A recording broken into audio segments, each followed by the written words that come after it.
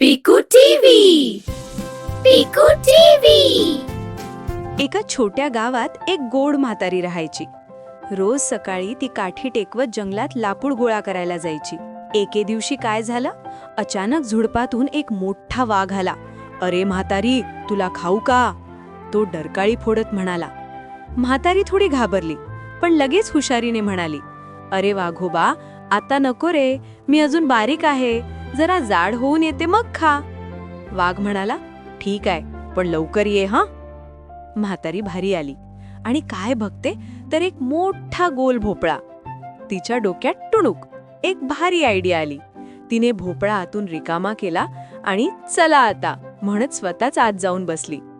आणि मग तो भोपळा रस्त्यावर गोल गोल फिरू लागला. टुणूक टुणूक टुणूक टुणूक. रस्त्यात पुन्हा तो आग भेटला. अरे भोपळ्या, म्हातारी दिसली का? आतून म्हातारी हसत म्हणाली, कुठली म्हातारी? चल रे भोपळ्या, टुणूक टुणूक. आणि तो भोपळा पुढे निघून गेला. थोड्याच वेळात एक लांडगा भेटला. अरे भोपळ्या, म्हातारी कुठे आहे? माहित नाही रे, चल रे भोपळ्या, टुणूक टुणूक.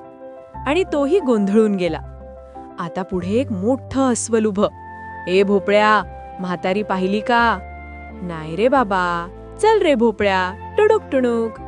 आणि भोपळा झपाट्याने पळत गेला. असं करत करत तो भोपळा शेवटी म्हातारीच्या घराजवळ पोहोचला. धप्प थांबला. म्हातारी बाहेर आली, हसत म्हणाली, वा रे माझ्या हुशार भोपळ्या, तूच मला वाचवलंस.